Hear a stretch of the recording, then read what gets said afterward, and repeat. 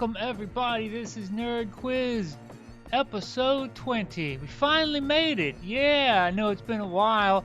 Had some other things to do. Not a lot of time to do this. But I'm back. I don't want to stop just yet. Not yet. No way. And since this episode ends in a 0, we have a special guest. Who will it be? Oh my gosh, the suspense. I hope it doesn't kill you and you won't get to finish the quiz. But that'll be coming up later. But let's start out with the traditional round 1 literature. Last time, so long ago, our literature category was on children. This time, it's on fathers. What I'm going to do is read you 5 descriptions of literary fathers, and I want you to name me the character. Here we go. Number 1. This father agrees to defend in court a black man who is accused of raping a white woman. He attempts to teach his children about fairness and justice while protecting them from the abuse of their racist white community. Number 2. As the head of a mafia crime family, this father hopes his oldest son will eventually take over while urging his youngest son to stay out of the business altogether. Unfortunately, his plans go awry when a rival family attempts to murder him and take over his territory. Number 3. This father lands a seasonal job as a hotel caretaker and brings his family along for the winter. Struggling with alcoholism, he is easy prey for the ghosts that inhabit the hotel. They turn him against his family and drive him to murderous rage. Number 4. After his wife dies, this stepfather travels the country with his teenage stepdaughter, holding her hostage and bribing her for sexual favors. Number 5. While driving through Kansas, this father discovers a child in a smoldering crater alongside the road. Raising the boy as his own son, he learns the child has superhuman powers and teaches him to use those powers for the benefit of mankind. And round 2 is where we meet our special guest. For a category on criminals, our guest reader today, ladies and gentlemen, welcome The Godfather. Thank you very much for inviting me to play along with your little game here. I got these questions here that you told me to read, so I'm going to read those right now. Is that good? All right. Number 6. What real-life gang leader and bootlegger was known by the detested nickname of Scarface? All right. Number 7. In the Pink Panther film series, what type of item is the often stoled Pink Panther? All right. Number 8. In what district of London did Jack the Ripper commit his sloppy murders in 1888? Number 9. In the first episode of The Sopranos, what animals is Tony Soprano delighted to find in his backyard? And number 10. What brand of car were Bonnie and Clyde driving when they were needlessly slaughtered and gunned down by overzealous law officers? All right, there you go. There's the questions. Want me to do the answers right now, or do you want me to wait? Well, if you could wait, Godfather, well, I'll do the rest of the questions, and then I'll have you come back and you can give the answers. Is that yeah? But it's okay. But you know what? I really need you to kind of speed things along here. I got some things to do. I'm a busy man. Absolutely. Okay. Moving along. Round 3. Fictional advertising. I'm going to play you the audio portions of some advertisements that have appeared in movies. So these are made up fake commercials that have appeared in actual like Hollywood movies. And I want you to tell me the name of the movie that the advertisement appeared in. All right, you ready? Here we go. Give it a listen. Tell me what movie this little ad appears in. Number 11. Would you like to ski Antarctica? But you're snowed under with work? Do you dream of a vacation at the bottom of the ocean? But you can't float the bill? Have you always wanted to climb the mountains of Mars? but now you're over the hill? Then come to Recall Incorporated, where you can buy the memory of your ideal vacation cheaper, safer, and better than the real thing. So don't let life pass you by. Call Recall for the memory of a lifetime.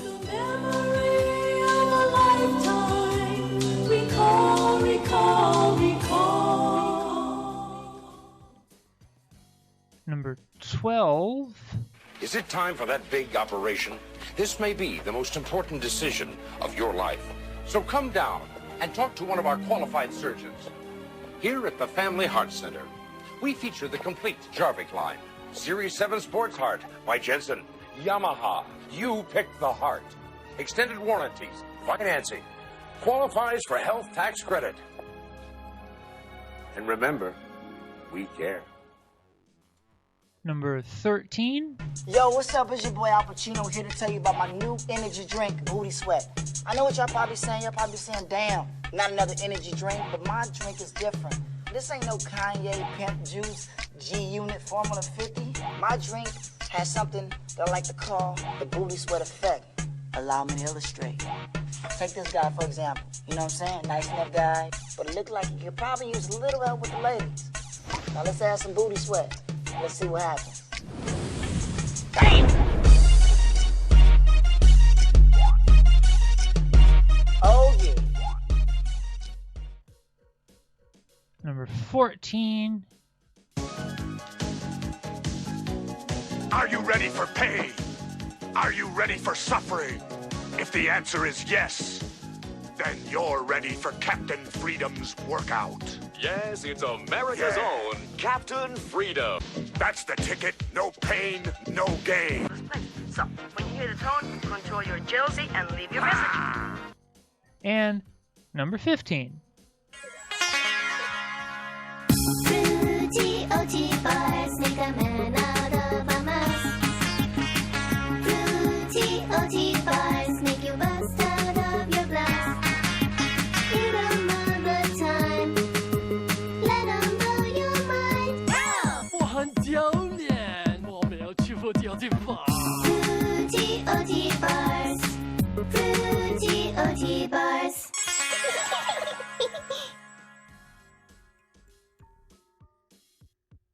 Okay, round 4 is all about video games, and since this is the 20th episode, I thought I would go back 20 years. So these are all about video games from 1995. I'm going to show you 2 images. I'm going to show you, first of all, a screenshot of actual gameplay from the game, and then I'm going to show you the box cover from the game with the title pixelated out. And I want you to tell me the name of the game. Here we go.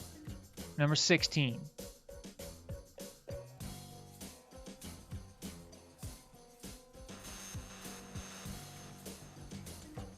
Number 17.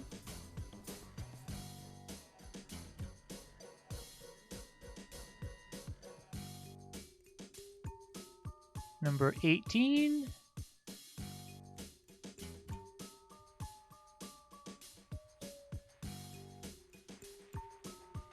Number 19.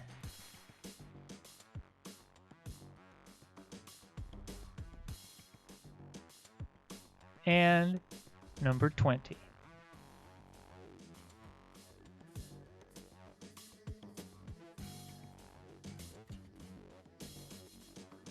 All right, everybody, pencils down. We're going to go over the answers now. Let's see how you all did. For round 1 on literary fathers, number 1 was everybody's favorite fictional father, Atticus Finch. Number 2, that fictional father is our special guest today. That's why you may have noticed I haven't said his name yet, because he's the answer to number 2, Vito Corleone from Mario Puzo's The Godfather. And number 3, that of course is Jack Torrance from Stephen King's The Shining. They're not all great fathers, ladies and gentlemen, here. Some fathers are really terrible, and this guy, is not very good at all. Number 4, however, even worse. That's Humbert Humbert. He is the main character in Lolita. Number 5, however, another great father from literature, this time from comic books. That is Clark Kent's adoptive father, Jonathan Kent. teaches him how to be a good guy, teaches him how to take care of humanity. That's definitely an honorable father. And speaking of honorable fathers, we're going to bring back our special guest, Vito Corleone. Thank you very much. You ready to do the answers? Yeah, I think I'm ready to read the answers on your little show here. Are you ready? Number 6 was Al Capone. He didn't like to be called Scarface. Sure, he had a scar on his face, but if you called him that nickname, you were likely to have worse happen to you. And number 7, in the Pink Panther films, the Pink Panther is a diamond, a very large, expensive diamond. Those are hilarious movies. Peter Sellers is definitely a treasure to his country. He's a hilarious man. I love all of those films that he is in. Number 8, Jack the Ripper. He committed his crimes in the Whitechapel district of London back there in 1888. He was a very sloppy operator. I wouldn't have any of that in my business. If you were under my protection, I wouldn't have any of that. Number 9, that's one of my favorite TV shows. I really like The Sopranos a lot. And in that very first episode, Tony is very happy to see a flock of ducks land in his backyard, swim right there in his swimming pool. It's a wonderful scene. Really gives you a good idea of the character that he is. It's fantastic in my opinion. And number 10, I didn't really like this question so much, but it is of important historical value. People should know. Bonnie and Clyde, they were driving a Ford when they were killed by those law officers down in Louisiana. It was senseless what happened there. They didn't really need to do that. I don't know why they did. Makes me think of my son, Sonny, but he was killed in a very safe fashion. Oh, Godfather, my apologies. My apologies. I didn't really think that far ahead when I wrote that question for you to read. I'm sorry. Will you forgive me, Godfather? Yes, okay. No apologies necessary. Thank you for asking me here to take part in your little quiz show. I had a good laugh thinking about Pink Panther and The Sopranos. It brought a smile to my face. But now we've come to an end. I have a meeting to go to.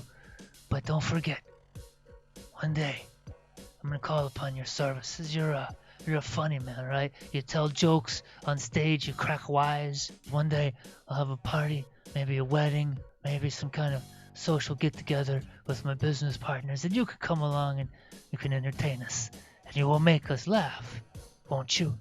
Yes, Godfather. Yeah, absolutely. I will be funny for you, Godfather. All you have to do is call, and I'll be there. Okay, well, thank you very much, Godfather. I'll let you go to your meeting. Thank you very much. Oh, you're welcome. All right, yeah. You have a good rest of this show, and everybody playing along. Hope you all do well on the quiz. Ciao. Okay, right, round 3 on fictional advertising. Number 11 was from Total Recall. That was the commercial for Recall, where the Arnold Schwarzenegger character goes to have the memories implanted in his mind. That's the advertisement for the actual business itself. Number 12 was from RoboCop. The whole RoboCop series had a lot of great commercial parodies, and this was one of them, the Family Heart Center. Get yourself a Yamaha heart. Number 13 is from Tropic Thunder. There's a character there called Al Pacino, but he did a commercial there for Booty Sweat, the energy drink that makes you attractive to the ladies, I guess. Put some booty sweat in your mouth. I don't think I will. Number 14 is from The Running Man. The character there is Captain Freedom, played by Jesse the Body Ventura. I think while he was still wrestling, but before he was into politics. And in the movie, Captain Freedom is a exercise trainer. That's an advertisement for his workout tape. And number 15 is from Serenity. Remember that scene where River goes a little nuts and attacks everybody in a bar? Well, she is set off by this commercial for Fruity Oaty bars. There are buried hypnotic suggestions within the commercial itself, and that triggers her into action. And round 4 is on video games from 1995. Number 16 is Earthbound. Now, I have not played Earthbound. I know that's a bit of a shocking confession. I want to play it.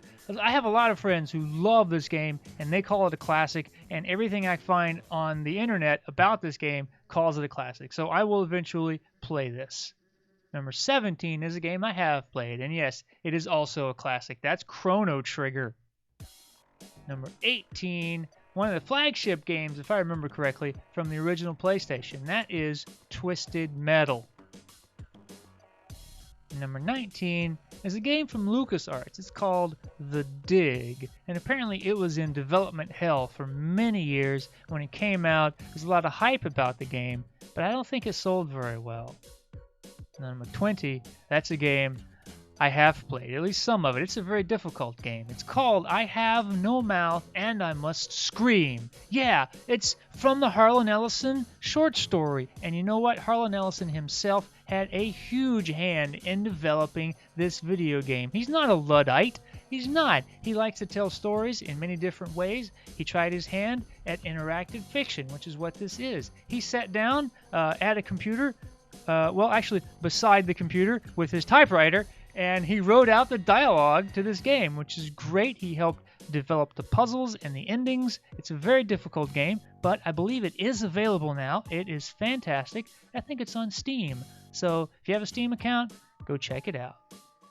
And here we are at the end. Thank you once again, Vito Corleone, the Godfather, for dropping by. Thank you all for watching the video and playing along. If you love podcasts, if you love trivia, you love geeky stuff, Nerd Quiz is also a podcast. It's called Nerd Quiz Live, and there's not just me. There's some other comedians that are answering the questions. I am asking them the questions, and they are being funny and insightful and just all around crazy sometimes. So you guys definitely should check it out. You can find us on iTunes. I'm very proud of that. Or you can go to my website. It's paperkingdom.com/Nerd Quiz Live. You can see all the episodes we have. You can see the upcoming shows. If you're here in town, you'll see where the shows are, and you can come and you can be part of the audience, or you can just download us into your head. We would love that. We put a lot of work and a lot of love into this show. We're very proud of it. We want to share it. I think you guys would like it, so go check it out. Anyway, I'll be back next time. I hope it will be next month with a new video. See you then. Bye, everybody.